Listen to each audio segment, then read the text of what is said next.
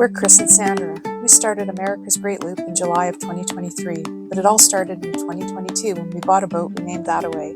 On a foggy May morning last year, we said goodbye to Port Dover and headed down Lake Erie through the Welland Canal and onto Lake Ontario. We had a summer of fun boat projects and explored Lake Ontario and the famous Canadian Heritage Canal System, the Trent Severn Waterway. We spent the spring of 2023 overhauling the galley of That Away, and we took off in July, even though we had lots more to do. Join two not-so-young kids as we make our way around the 6,000-mile loop of North American waters. We docked last night on the free wall in Michigan City. It's not in the Waterways Guide. It might be in the companion guide for AGCLA, but we don't have one of those. But we did notice when we Googled it that there was mention of it, and there was mention of it closer to the bridge. But when we docked there, it turns out that's private dockage for the kayak and sea-doo rental place. But around the corner, apparently there's these spots. Maybe room for 3 boats, and then it gets to be rental again along the dock. So where we are doesn't have electricity or water, which we don't care about. And then further along, they do have at least electricity, from what I can tell. But it was nice and quiet last night. The channel calmed down, so it didn't bounce at all. It was good, and we've been exploring.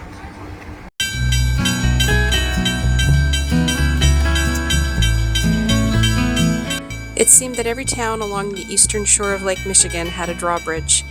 In British Columbia, where I grew up, drawbridges were not that common. In the interior where my brothers and I were raised, bridges were essentially slapped together as a means to get across an inconvenient waterway. That's not to say they weren't interesting, but they weren't picturesque. I didn't really think Ontario had many drawbridges or moving bridges until we came up the Trent Severn last year. Drawbridges or pivoting bridges are great. They basically tell everyone in cars, hey, you gotta wait for this slow boat to get to where it's going. Somehow they just say that cars are not that important for a few minutes every hour, and I love that.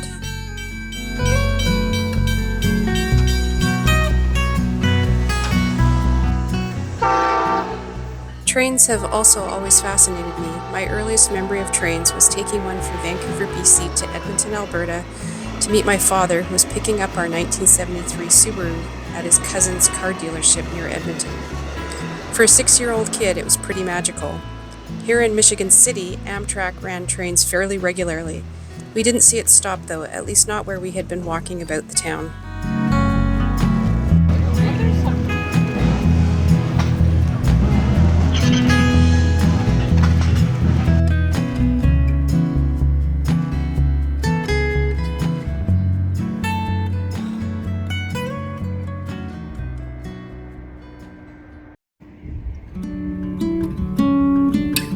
We got up early the next morning and decided to go to the beach to stretch and watch people arriving for the day. These 2 young men were pulling their sailboat down to the beach and getting it set up. Although they were young, tall, and strong, they were taking a long time, so we moved on to explore more of Michigan City before lunch. Although we've heard many dismiss their stay in Michigan City for a lack of things to do, we found it refreshing after the many small towns that were clearly geared to tourists. It reminded me of the small towns of the interior of BC, where there was a community that survived on revenue from industries other than tourism.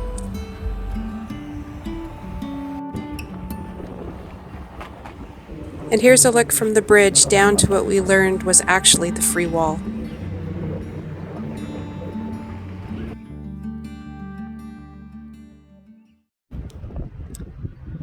We're at the beach in Michigan City. Nice sunny day. We've spent the afternoon here. We crossed into the U.S. on the 11th and at Drummond Island, and we figured 10 days to get down Lake Michigan. It's taken us all month. We had a lot of days where we just sat out because it was pretty. We felt we didn't want to travel on the lake. So it took us longer than we expected. We were about 25 miles from Detroit.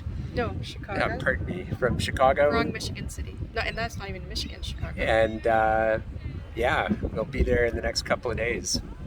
So we did stay in some communities when we thought we liked it enough to stay a couple of days, but here we are. We're enjoying some downtime, and yeah, so life is good.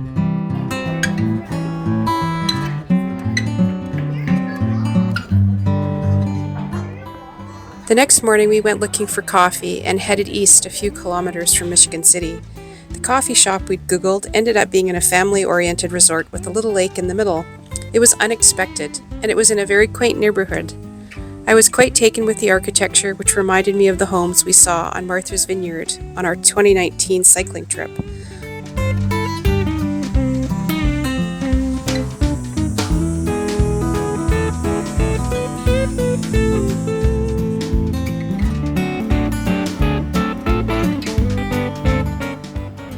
A lot of thought went into the spaces on the roadways, and it appeared that there was a no-lawn bylaw.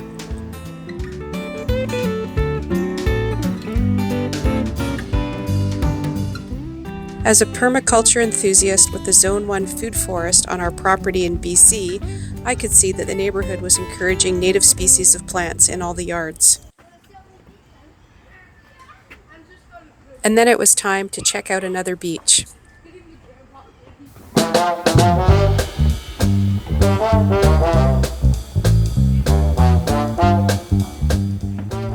There were a lot of people coming and going that didn't have backpacks, so this told us this is where the locals hung out.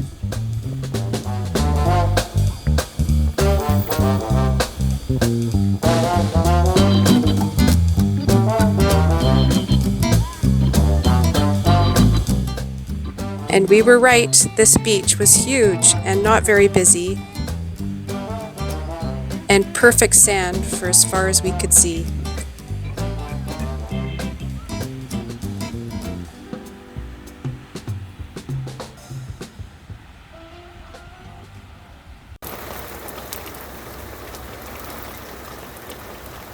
Once we had a good weather window, we beetled it over to Hammond, where we docked the boat just in time for the bad weather. There was quite a noisy thunderstorm, which I really enjoy watching. I actually don't mind being out in them as long as I'm undercover. Chris, though, had other plans for the storm.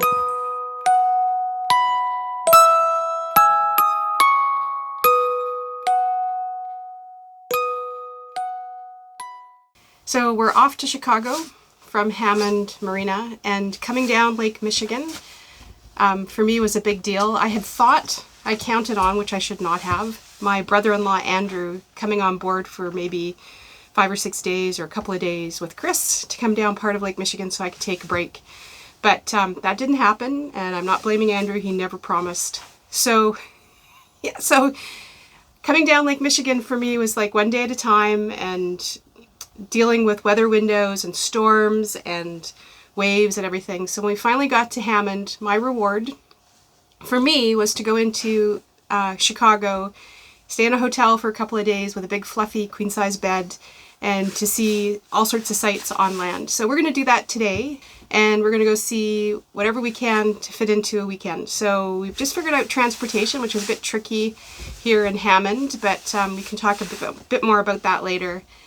So yeah, I'm pretty excited about this actually. This will be the first big city we've been in since we took our trip into Toronto on July 24th to do errands and to see the kids. And of course we lived in Toronto, so it wasn't exactly a new thing. So this is quite exciting for me. And we have all sorts of plans, like going on the architectural tour, eating good food, seeing the sights. I'm going to get a haircut. I'm not sure what Chris's plans are. I haven't asked him, but I'm sure he's got a couple things he wants to do as well. So let's get going.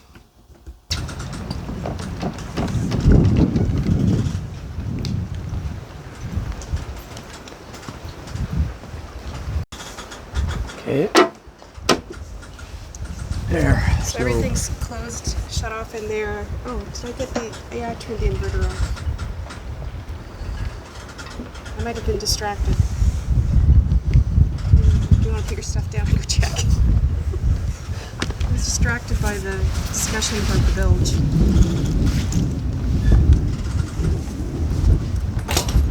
Did I turn it off? Yeah, you turned it off. So this is the back entrance of the casino, and because Uber drivers can't seem to figure out the marina, we're told to come to the casino to get an Uber, so that's what we've done.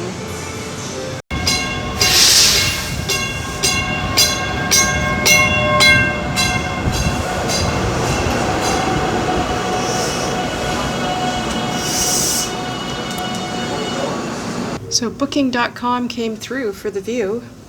Oh, did it? There's supposed to be a $40 upcharge if you wanted a room with the view. Oh. And this one Oh, I like this view. is quite nice.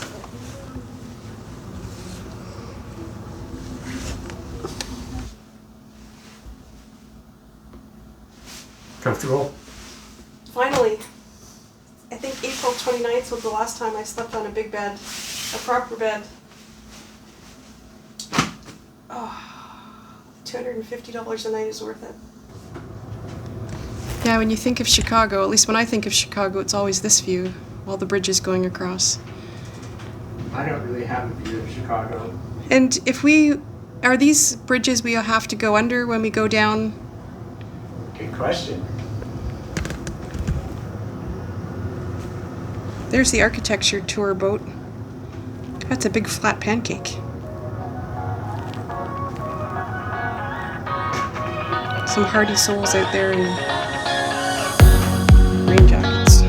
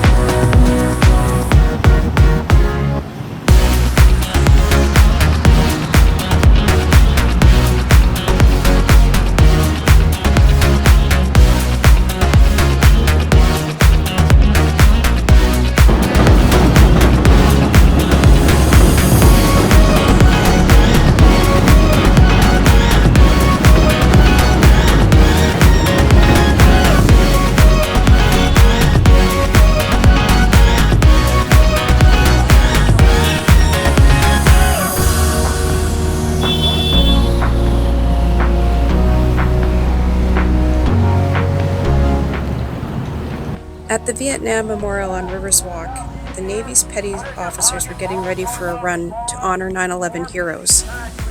When we spoke to one of the officers, he said the petty officers were in khaki. The enlisted Navy officers training to become petty officers were in blue. Like the two young men on the beach, this group wasn't moving very fast, so eventually we moved on.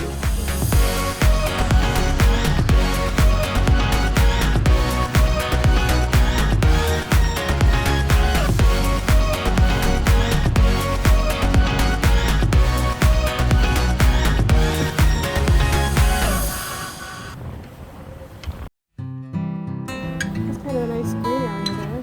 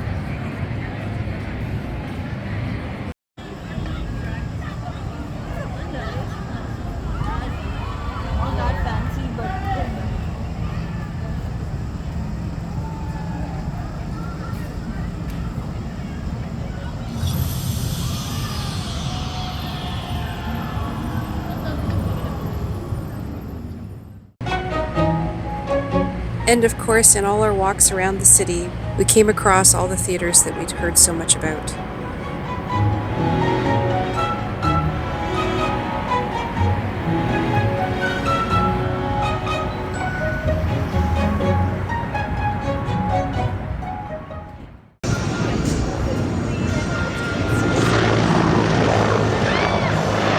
I didn't get a good shot of that helicopter. It was a lot closer than it looked. We've had a really good couple of days here in the city. It's especially beautiful at night. It's Saturday, so it's a lot busier than it was yesterday. We've been spending a lot of time watching the boats go up and down the river. We haven't really done a lot of touristy things. We've walked everywhere, despite the fact that I'm in a bit of pain from some pulled muscles in my back. Our youngest daughter Helen's going to be coming to Chicago at the end of the month, and we're saving some of the touristy things for when she gets here. Hopefully we're going to get a mooring ball close to the city and explore a little bit from the boat. Hey darling, can I tell you what's been on my... Thanks for joining us this week. We had such a great time spending August in the towns along Lake Michigan. We were really proud of ourselves for making it down the lake without too many scary moments and with our marriage intact.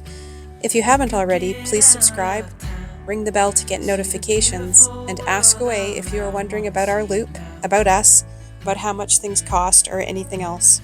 Thanks for watching, and see you next time.